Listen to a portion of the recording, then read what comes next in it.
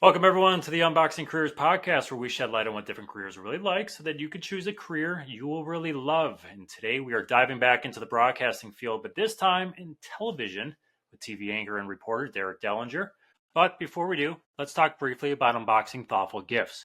At thoughtfulcollection.com, you can shop from a wide selection of curated products you can feel good about, helping you express friendship, gratitude, and love.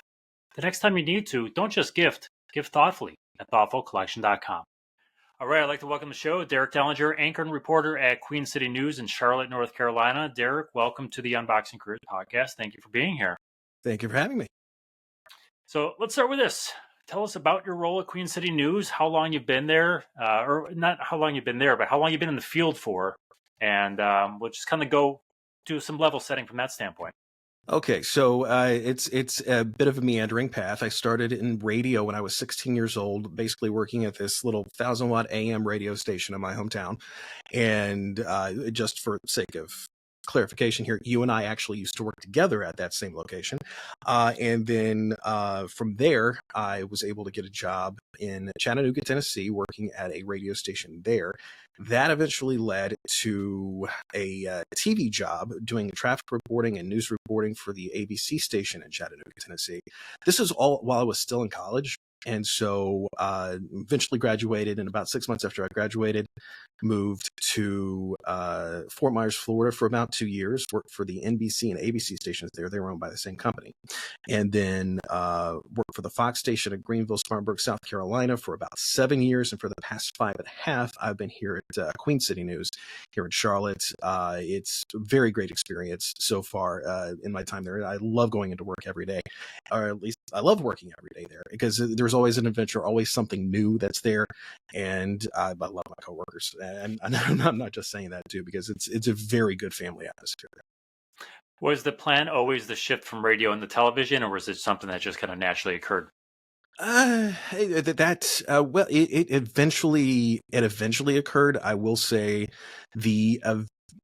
when I was younger, there was always a dream of being in television. I was be watching CNN, some of the news channels a lot when I was younger, and also the local TV news channels. And I always kind of imagined myself being, I could do that one of those days. I could do that one of those days.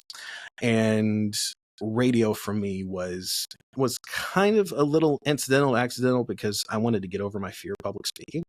And that's the main reason I actually got into radio. I realized it was a little bit different from actual public speaking, because you're basically speaking into a microphone. But after that, I realized that, hey, I could probably do television. And once an opportunity came up, I took it.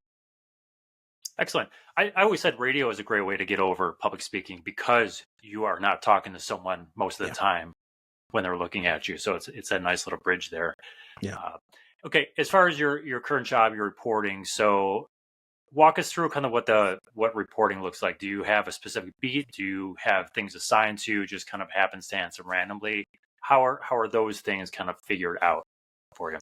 It is a mix of things. I do not have a specific beat, even though some reporters at the station that I work at do, and some reporters that I've worked with over time do. Some specialize in investigative reporting, some specialize in business reporting or aviation and transportation reporting.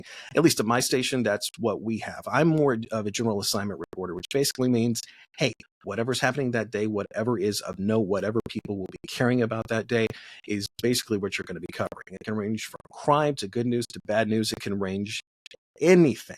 And you have to be prepared, because basically once you go in to the day, I come with stories that I will pitch. And sometimes I do get that opportunity to do those stories. And I love being able to do the stories that I pitch.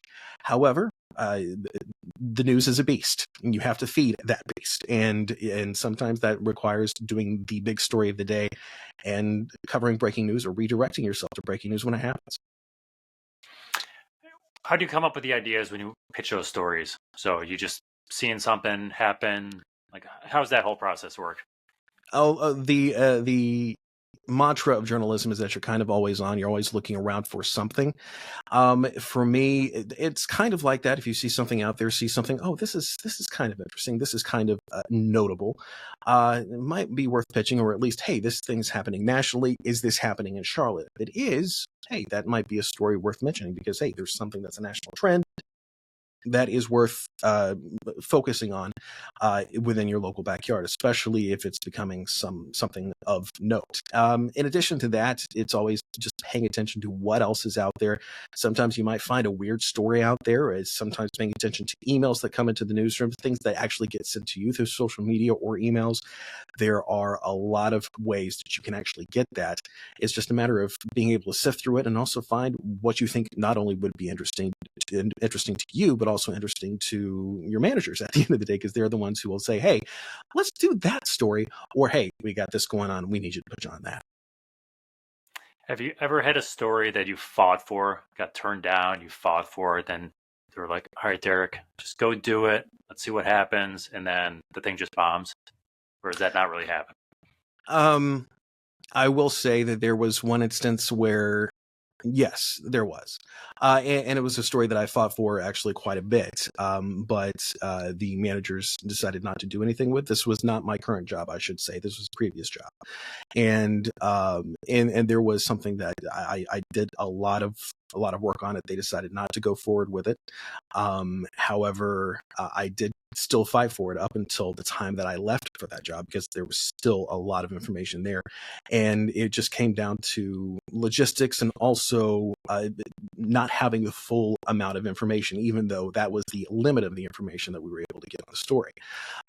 It was, shall we say, not a pleasant story. It was an investigative story. It involved crime, but it was one of those situations where it did not work out, even though when I left an email basically saying, hey, this is still a story, we still have this interview, this is all the information you need, and I'm gonna let it go into the world and let you guys have at it.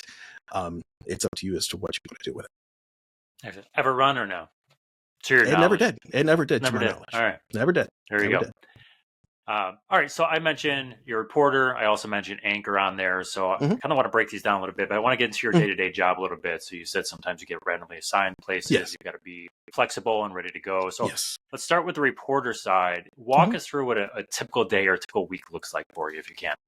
A typical week for me, at least during the weekdays, I get up usually about by 8 at the latest, and at work at 9:30. 9:30 is when we have our editorial meeting. I usually know what I'm doing, whether it be something I pitch or something else, by about 10 o'clock, provided that there's no breaking news happening. And from there, I'm usually spending a good portion of my time either traveling to the location where we're going to be doing the interview, or where this story is actually happening. Sometimes it can be literally 15 minutes away. Sometimes it can be 2 hours away. And I really like doing stories that are 2 hours away, because it's always the interesting little stories that happen in the small towns. That's always the interesting stories that are out there. And sometimes it's a crime story. Sometimes it's a different type of story, but you always get interesting people to talk to and have interesting perspectives. And considering that I grew up in a small town, that's kind of what I like. Anyway, back to the question. As far as that's concerned, between once I have everything, probably around usually by 11:30, I know whether or not a story is happening. If the story is happening, we're going to be going forward with it, and I'm usually working on shooting that story with a photographer, getting everything that I need to in terms of sound bites and all the materials that I need to put a story together. I'm usually doing that between that time and about 2:30 in the afternoon. Once 2:30 in the afternoon rolls around, that's usually my deadline, because I have to be usually for this story, it's usually going to be 1 or 2 hits within the shows that we have. So there's a good chance I'm going to be live at 4. There's a chance I'm going to be live at 5. There's a chance that I'm going to be not necessarily live at 6, but possibly have to record something for 6. So I have to be planning to write all of that, because as a reporter, you're not just getting all of it together and having someone else write it. You are writing it yourself. You're responsible for everything there. You're responsible for logging the sound. You're responsible for getting everything together for that story. And once you have it together, then you can start working on it. But it is a rather laborious writing process, but I do enjoy writing, so it's not necessarily much of a labor for me. So you answered my next question there was how much do other people involved in writing and things like that? And you kind of answered that, where you're just kind of the one-man wrecking crew to some degree, right? To some degree. Well, yeah, go ahead. Yeah, to some degree, yes, I am. I mean, So you'll get help from managers, you'll get help from several other people as well, but for the most part, it's a situation where you are responsible for the story that is going to be on the air that evening, and it's up to you to actually have that information there. and then I mentioned you're also an anchor. So Mhm. walk us through kind of the same thing. So what shifts are you doing? How many days a week are you anchoring? And then walk us through what a typical day looks like when you are an anchor. Okay. So Sunday, I anchor Sunday evenings at Queen City News. And so that basically means I'm working kind of a night side-ish type of shift. I come in at usually about 2:30, 3 o'clock, sometimes a little bit later, depending on whether or not we actually have a show at 6 o'clock in the evening. On Sunday nights, usually it's a sports night and sometimes our 6 p.m. show will be preempted, but we more than often have a 10 p.m. show. And for the most part, when I come in, I'm responsible for helping kind of the editorial flow and direction of the show, and making sure everything gets on air that needs to get on air, making sure we have the stories, making sure that the scripts are written. And I do involve myself in helping write the scripts because I know my producer, who's responsible for stacking that show, is quite busy with several other things as well, making sure the other aspects of the show get in, making sure the information is right. And once the information is right, helping write the show, get everything together. Because at the end of the day, especially on Sunday nights, especially on weekends in general, especially when you're working in a newsroom on the weekends, it's a very short staff. So there are only a few people who are responsible actually for putting the show together. And the more people that are responsible for putting the show together, the better off you're going to be because there are more eyes on those scripts just to make sure everything's right, make sure everything's simple, making sure things are written conversationally, and make sure everything gets on the air. And then once the show starts, it's I usually do go in a little bit dressed like this for work, but I will change into a suit towards showtime. Put on makeup. I don't necessarily do it for beauty purposes. I actually have to do it because studio lights are on me, and as a result, I have a very shiny forehead, and that actually takes away the shine. That's why men in TV do wear makeup, because it's not necessarily for any beauty purposes. It's just to actually even the color out on your skin, and also to prevent any glare from the studio lights which will be on you, even if you're out in the field. If you have some lights on you, you will have a shiny head if you have any type of sweat or perspiration or any oily skin. So yeah. So what's the process for becoming an anchor? So I'm assuming it's like everything else. You just kind of work your way up, and as you get older and you're more established in your career, I'm sure you can jump over and go from anchor from market to market. But what's the typical process? You start as a reporter, you start below that, kind of work your way up from there. Give us like a high level overview of what that might look like. High level overview, I'll put it to you this way. It is very rare when someone is just starting out in the business and they start out as an anchor. There are some, I will say there's an exception to every rule there, but it's not necessarily the way the path is for the average TV reporter in this business. They usually start out as a one-man band, which is basically you are your own photographer, your own editor, you are doing your own stories. Basically, it's all you. Eventually, as you move up, either within a station or within the business or within different television markets, you will have a photographer with you, and you will basically have it's basically not necessarily a hierarchy as far as how that works, but you will start out as that one man band. You will essentially, once you have proven yourself, at least in that part of the job, it's basically being able to get a story together, being able to do that, you can then become just a full-fledged reporter, having that help because they realize, hey, you can be live, you can do this, you can do that. And it's being able to show that ability to do it. When it comes to anchoring, the only real way that I actually got a chance to actually do some of it was taking those fill-in opportunities. Sometimes fill-in anchoring on the weekends. I did that at the first two television stations that I worked at, and also at the third television station I worked at. Eventually worked my way up to having a weekend anchor title at my last station, and I eventually also worked my way up here to becoming a Sunday evening anchor. After some fill-in anchor opportunities, you essentially have to work your way up within the station, especially if you are starting as a specific. I started as a reporter here at Queen City News back in 2018, and so I I came to this job. It was a higher market, but I didn't necessarily want to be working weekends anymore until an opportunity came up to do it one day a week on Sundays, and I took advantage of that opportunity. But the only way I was able to do that was actually through the fill and anchor work that was either being offered to me, or it was being able to show what I could do for the station. And once they realized I could do it, it's like, oh, okay, you might be a good candidate for that job. And that's kind of how I perceived that. That's how it happened. So. I love how that's how I perceived it. Beautiful. Yeah. So, is the long term goal, like, do you want to be a full time anchor? Do you like the reporting side of it? That you always kind of want to have your hand in the dough a little bit? What's your kind of like career progression that you are right now striving for, at least?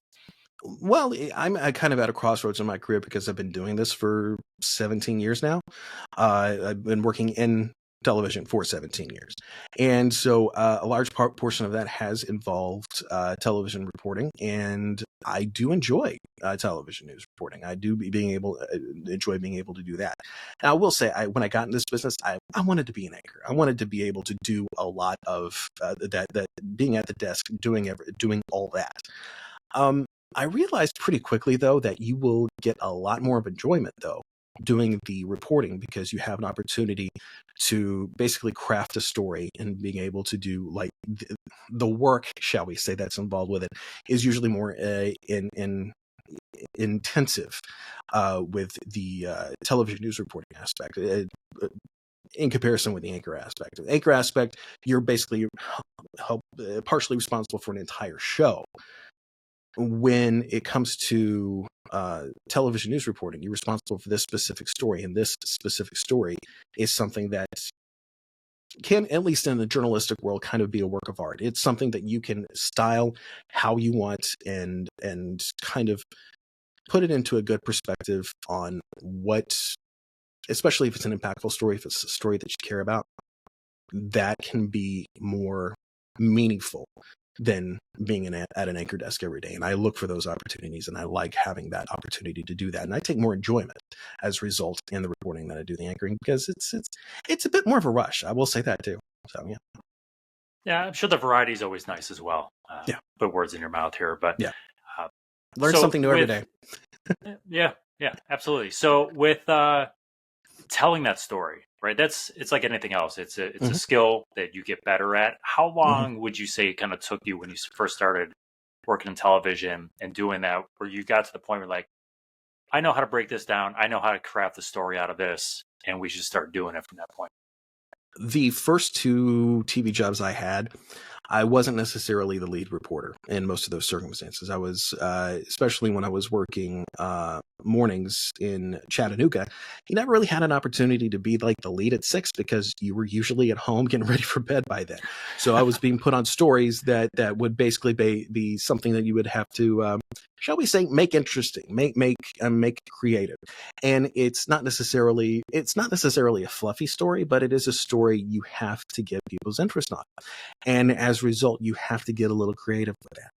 It's not necessarily that you're making something up. You're not making something up at all. What you have are the facts, and being able to tell the facts in not only a succinct way, but also in a way that will grab the people's attention, is something that is very important. And you learn that very quickly, especially when you're not necessarily doing a lead story. That actually helps you, once you actually start doing those lead stories, to go about putting a story together in a rather creative way. It's not necessarily, it's like, you're not here to like put the facts, this boom, boom, boom, boom, boom.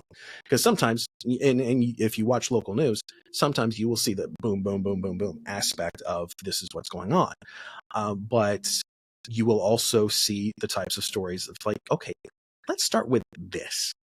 And let's put this into something that you can understand. And this is why this is happening. Kind of like start with maybe a minute little detail, and just kind of work out that way. And that way you can be able to tell a story in a rather creative way. Even if it's a serious story, it's something that like you can tell it in a fashion that can get to that. But having that experience doing those fluffy stories actually it worked out pretty well for me in trying to get something a little bit more creative when it came to my overall writing process. All right, so how would you rate the work-life balance in your field? Because you mentioned reporter, you've got to be flexible. Do you have on-call reporters that kind of work all hours when breaking news happens? Is it if it's your day to work, do you kind of know you're always on call until a certain time? Walk us through kind of how you would rate work-life balance as a reporter. Work-life balance, especially in any journalism field, can sometimes be a unique thing. Sometimes, if you are able to have a work-life balance, good for you. But also at the same point, though, at least for the first couple of years in this business, you kind of got to be a sponge, and you kind of got to realize exactly where you got to get your feet wet. You got to be that on-call person. You got to be doing all that stuff. And even then, most stations, television stations, most journalism operations do have on-call reporters in case something catastrophic happens that needs to be covered, or if someone needs to fill in a certain circumstance if someone's sick. Um, I'm still on call every now and then, every few months or so, on Saturdays, especially if something were to happen that I need to be called in. I need to be called in. But for the most part, there's work-life balance in general. You kind of have to find your own path for that, because if you're going into journalism, I mentioned a little bit earlier, you kind of always have to be on. And in that sense, you do have to be ready for something to change at a moment's notice and be able to, like, okay, I'm going to have to deal with this for the next little bit and do that. You have to make sure, though, that you don't get burnout in this business. Again, first couple of years, be a sponge, but you also have to use that opportunity to figure out exactly what that work-life balance means for you. For some people, it does mean being a little bit more intensely involved in this business. For others, it means consciously disconnecting. I like using that term, consciously disconnecting, just to make sure that you are taking a bit of a breather and that you are doing something for you that is not only healthy for you physically, but also mentally as well, because mental health is a big thing. Because sometimes you're going to be doing these stories which are horrifically tragic. I'm covering a trial this week that is horrifically tragic. The details of it are very disturbing. I won't necessarily go into the details on it, but the details on it would probably make you sick to your stomach. My thing about this is, and this relates to work-life balance, the moment I get in my car at the end of the day, the moment I get home, it goes all out the window. I make sure to have that delineation with my life, to make a point of that, because if I dwelled on some of the serious stuff just a little bit too much, it would probably personally affect me. And I am choosing to not let it affect me, because it's like, once I get in my car, once I get home, I'm no longer thinking about it. And it's, again, the conscious disconnection. It kind of helps, especially at the end of the day, especially if you're doing a heavy story.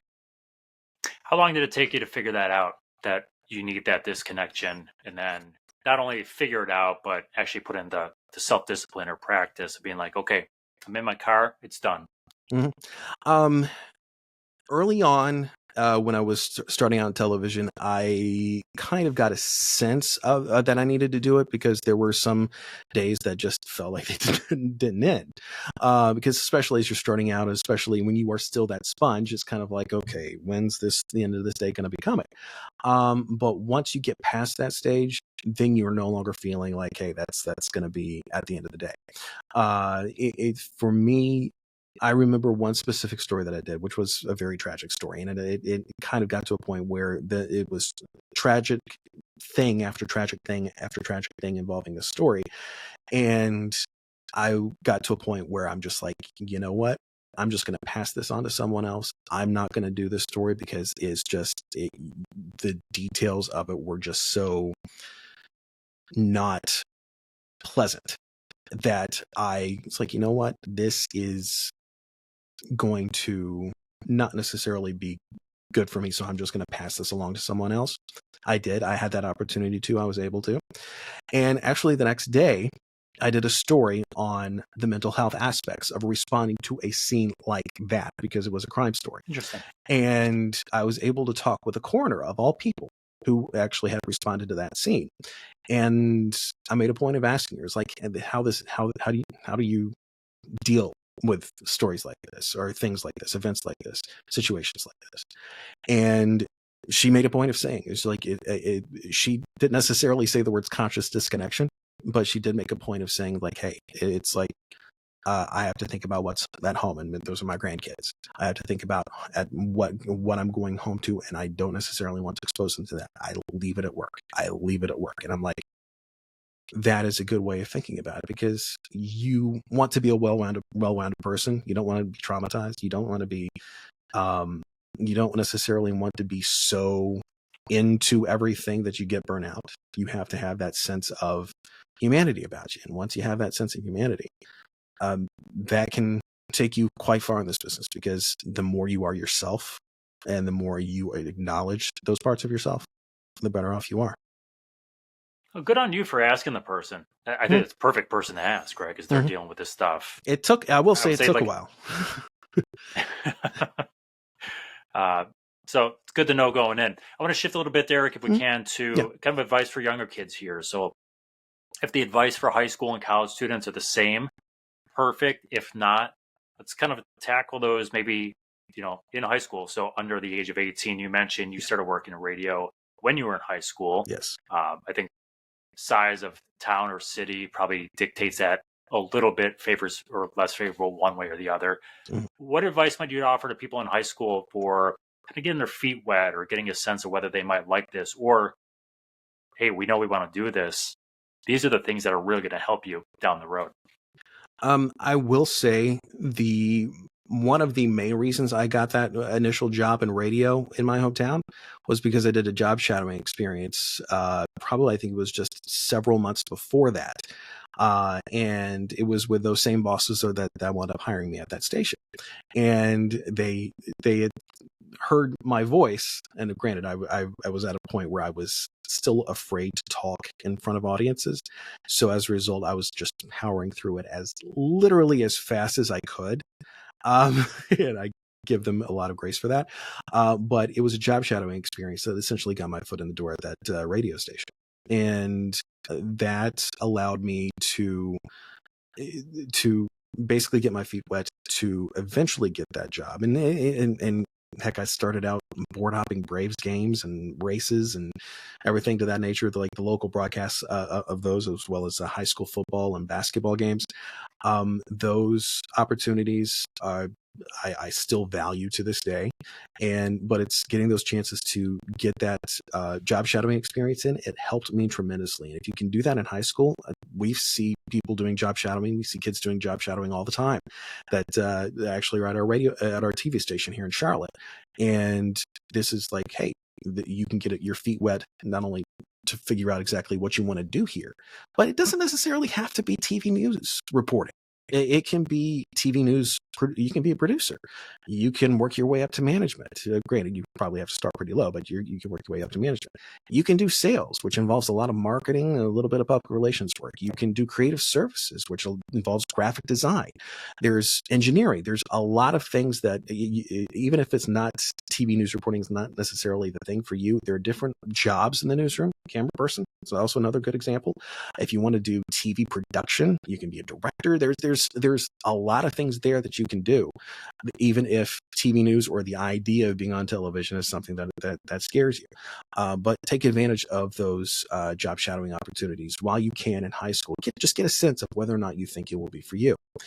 As far as college is concerned, I do have to stress. Can I interrupt you real quick? Go ahead. You mentioned you have a lot of shadowing even now at the station. Yeah. Are those typically set up through the school or through someone at the school, or is that someone who's just calling the station being like, hey, I'm a high school student, I'd love to do a job shadow one day? You'd be surprised how often we get those emails, actually. Yeah. So yeah, it's usually organized. It's sometimes through schools. Schools actually will offer tours of the TV station. We'll give them the tours. But for the most part, if someone wants to do some job shadowing, they will reach out directly to a person. We have a lot of people who want to be a meteorologist, be a weather person. And those are the primary source of our job shadowers. The ones that want to come in, they usually reach out directly to the weather department and something's organized. And I think there has to be some clearance through some of our human resources people. But other than that, it's just, hey, yeah, come on in, take a look at everything and just see if this is for you. Perfect. Thank you for that. Yes, no problem. So go on with college. Okay, so college. Okay, so I will say my experience was rather unique because most of what I was doing professionally was what I basically went to college for. I have a degree in communications. So, but you don't necessarily have to have a degree in communications to do this. It helps to take a couple of communications courses, but there are people who have Spanish degrees, English degrees, history degrees, political science degrees, philosophy degrees that are in this business and have done rather successfully. Heck, there are people here that are not even college graduates who have done successfully. However, those are usually the exceptions, not the rules. When it comes to college classes, college internships are valuable, and most TV stations will still do those these days. Some networks actually even offer those opportunities as well. But when it comes to college courses and classes, it comes down to it. Most of what you're going to be doing, especially if you're going to be in a TV newsroom, unless it is something more centered towards the photographic angle, you're going to be doing a lot of writing. And that writing would involve, and my minor is in English writing. And so most of what I do, and this kind of goes more towards that creative writing aspect of the things that I've kind of done over the years, and which those classes did help, being able to formulate a story with the help of that creative writing experience that I did have. And that's something that you probably want to take away from. But yeah, take some communications courses if you want to do this. And you also have to realize too that the news business, TV news business, and the news business itself is changing because everything is going digital these days as well. And so the more you know about how to do video editing, the more you know how to do podcasts, the more you know how to do various other aspects of this business, it's going to help you out in the long run because of the changing nature of the business as well. And then you can have those talents and it will make you more valuable at the end of the day. That's awesome. Okay, so they graduate college. They're trying to get that first job now. Yes. So what are some tips to hopefully land that first job? And kind of a side to that is, if you say Charlotte, right? It's a major metropolitan market. If you're in a bigger market and you're trying to get a job, there might be more jobs available, but the competition's higher. Does it make sense to kind of, if you're open to it, pick up and move to a smaller town and try to get in there? Or is that just kind of overthinking it at that point? It's important to note that this business is very transient.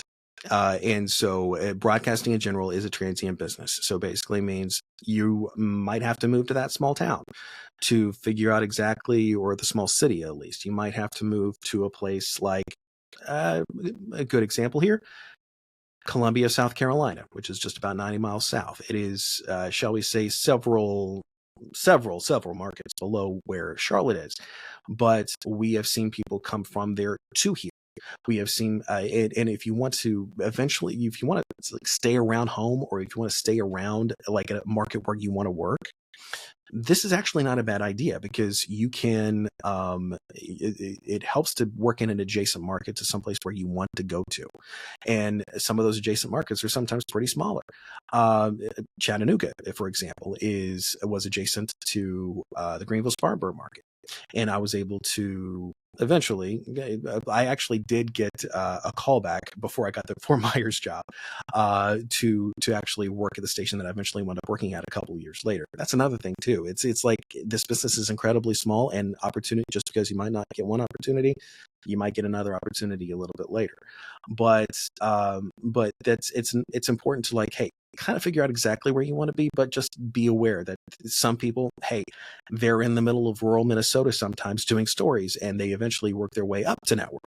And you kind of have to have a realistic idea as to what you want to do. Sometimes it might involve working for a network, and some people do still have that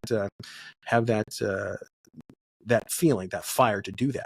Some people don't. For me, I'm personally like local news, and I do prefer to stick with it if I can. Very good. And back to the original question, which I just glanced over and gave you a second question. So terrible skills on my part. Yeah, you're fine. How about tips for some of those first-time job seekers? As far as the tips for those first-time job seekers, make sure you have a good reel. Make sure it shows exactly what you are doing. Make sure it shows what you can do. Make sure it shows what there is that's special about you. Make sure it shows off a little bit of your personality, but also make sure that it shows how serious you are about this job. And it's important, especially, to realize maybe in your first job, you're probably still trying to figure out exactly who you are and basically what your personality is, especially for this business. And even though I will say personality isn't everything in this business, you don't want to, I'll put it to you this way. You don't want the look to get in the way of the job. You don't necessarily want to come across as stale. You don't necessarily want to come across as someone who's not credible or is very nervous. And so the more you can get that out of your system and do that trial and error in those smaller markets, the better off you're going to be, because that way, once you get up to those higher markets, you won't be making those mistakes anymore. Excellent. How about misconceptions, Derek? What are some misconceptions about broadcast journalism? A lot. So it's important to note, because there are, especially when it comes to local news is probably one of the last bastions of places where you will get fair and balanced news by definition. There's a big perception, and this is sometimes tied to the affiliations of the TV stations, that some are seen as more liberal, some are seen as more conservative. And those are the views of the national networks. Those views of the national networks can sometimes rub off on the local TV stations. Those local TV stations, they don't have a bone in that game. And when it comes to national news, they are interested in covering the story in its most fair and balanced and pure form, and telling people what exactly is going on. There's also something to journalism in general of being able to present both sides. Yeah, it's worth presenting both sides, but you also have to be truthful with your audience as well. You can't not necessarily, just because someone says the sky might be red instead of blue doesn't necessarily mean you need to talk to that person, especially if the sky is blue. And especially if you can show that the sky is blue. There's also a perception that broadcast journalists, especially those in television, are going after ratings. No, I can tell you that right now. But ratings are kind of the last thing on our mind when we're doing stories. Granted, if it gets views, it gets views. We're totally okay with that, but we're more interested in doing the most substantive journalism possible. And I kind of find it offensive when people saying we're just doing something for ratings. We're not. We're doing something because we have legitimate questions. We want to answer these questions because we feel like the public in general has those questions as well. There's also the perception too about the style of television news as well, and this will probably be the last thing, because there are a bunch of misconceptions, but one of the big primary ones is style, because it's like all the people on TV are beautiful and everything to that nature, or you have to look a certain way to be on television. No, you don't. I've known people with disabilities, service reporters on television. I know people who have, honestly, I don't consider myself the best looking person on the face of the earth. I'm overweight and in my 40s. So this should tell you something as far as like, hey, it's like you can look average and be in this business, or you might have not necessarily the highest opinion of your looks and still succeed in this business. It comes down to your work ethic, and it also goes to show, like, hey, if you are a genuine person, like on camera, it will come across, and that will lead to your likability, that will lead to a relatability, which the audience, no matter what form you're actually doing, will keep an eye on. Excellent. You're a good-looking guy, Derek. You're selling yourself short there. It took a long time, but even then, it's like ever since I hit 30, metabolism went down. So yeah. I feel you.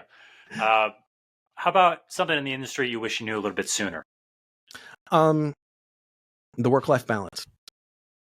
Yeah. And again, it's important to be that sponge for those first couple of years, but it's also being able to have that work-life balance and being able to being able to be a more well-rounded person will make you a better broadcast journalist, and it will make you a better journalist, make you a better person. And because again, it goes to the whole fact of, if you're always on, what the heck else are you seeing other than that? And you need to be able to see what's exactly outside that to actually see the real world for what it is. Amazing. And what would you say is the most rewarding part of your career? Personally, learning something new every day. And being able to, I still feel like local news can make a difference in people's lives. And in those moments when I've been able to, and been able to show, like, hey, we can do something here to help either a person or the people that are living in a neighborhood, and being able to show that difference that can be made through this job. That's something I value probably a whole heck of a lot. And it's something that still keeps me going, because you're able to do something that people will care about. And it might not necessarily be the person that might be watching the story, but the person that you talk to, they will notice it, they will care about it, and they will trust you in the future for it. And it will, especially if you do right by them, if you are fair by them, you can get that opportunity to speak with them again in the future, and they will, believe it or not, it actually might help out with the stories that might not necessarily involve them in the future. But that's one of the things that I kind of value about it, is being able to make a difference in people's lives, and being able to, like, learn something new and meet someone new every day, usually. Yeah, it's lovely. Thanks for sharing. Mm-hmm. Okay. What did I'm terrible at this. What did I neglect to ask you that is important for people to know? Let's see. Let me give me 1 second here. I could probably answer that for you. And I'm assuming this part might be cut. Let's see. Cut nothing. See, what people need to know about this business. It is changing. The business is changing, and it's one thing that we are aware of is the fact that linear television, which is basically the normal way many people have watched television for decades, it's kind of given way to streaming and things that are more, shall we say, digitally focused. And it might be focused on TikTok. It might be focused on various other forms of social media as well, because that is where the younger eyeballs are going. And I think everyone in the news business, in various ways, shapes, and forms, whether it be print journalism, broadcast journalism, any type of journalism, they know that is where it is heading. And this is not to dissuade anybody from doing that, because that is likely where journalism is headed towards the future. But having those experiences of the technical aspects of the job will help you with that digital experience. If you know video editing, you're going to be good. If you know the proper journalism ideals, you're going to be pretty well set, especially if you decide to take a different route for journalism. And for some people, that might mean social media. It might mean something different that comes down the line. That might mean doing something more digitally centered, as far as the news articles that might be printed up on a website, various news websites. It's these days it's sometimes it's not only on social media, it's on a website, and some of these news organizations do make a whole lot of money from just being online only. And don't let that dissuade you. I mean, it doesn't necessarily mean you won't necessarily be on camera, but it will mean that your content will be seen in various ways, shapes, and forms by different people, and it will also give you an opportunity to do different types of storytelling, whether it be video, whether it be print, whether it be by podcast. And podcast is something that I would also like to eventually kind of dip my foot into, because it's one of those things where it's just like, it's like you'd be able to tell a story with the audio, just the audio, and instead of but the natural sound of a piece of things that I do. I only get a chance to do a little bit of that in TV. So being able to do that like in a full audio form for it's like a radio production. And I would like to be able to eventually do that, not necessarily full time, but just have an opportunity, just like doing once or twice. I've never had the opportunity to do it, but I'd want to take that opportunity. But if you can expand your horizons on exactly, even if it's not being on camera, you might do well for the future of this business, because this future of the business is kind of, I will say it's a little limitless right now because of the different forms it's taking. Because hey, some apps are, some TV networks are on apps now. Some various other like podcast groups, they are looking for journalism type, and that will involve a lot of radio production type elements. So you kind of gotta have your hand in kind of a little bit of everything at the end of the day. Very good advice. That's the fun part of it, though, right? Yeah, learn new skills, as you mentioned. So, all right, Derek, if you can't do broadcasting anymore, what career are you going to choose and why? I've thought about this over the years, and I actually thought about being a teacher if I wasn't going to be doing this anymore. And would it be a communications teacher? Possibly, but a TV production teacher? Possibly. But I would actually, I had good experiences when I was in high school with English teachers. English teachers were able to figure out pretty quickly that I apparently had a natural inclination for writing, and which kind of helped eventually kind of the course of the rest of my career. But I had a natural inclination towards writing, and if anything, I would probably be an English teacher. To be honest with you, I mean, that seems to be like the most substantive one that I would probably go for if I was going to do it. Because of those experiences that I had when I was younger. Yeah. So good assumption, high school level. Yeah. High school level. Yeah. Because elementary and middle school English, meh. But high school, yes. Because it was being able to like teach people like, hey, the proper creative writing process, and also just being able to have them explore what they can do with writing, because that is something that can be valuable in the long run. Amazing. Derek, if anyone has any questions for you and wants to reach out, what's a good way for them to get a hold of you? Okay, so Twitter and Instagram at Derek, DEREK DLNGR. You can also look up my name, Derek Dellinger, DELLINGER. That's my last name. That's how you spell it. And I have a professional page on Facebook, but best way to probably get with me is on Instagram and Twitter, or X. Perfect, and we'll link those in. There you go. It'll never be X. No one will do it. Right? I still find myself calling it Twitter.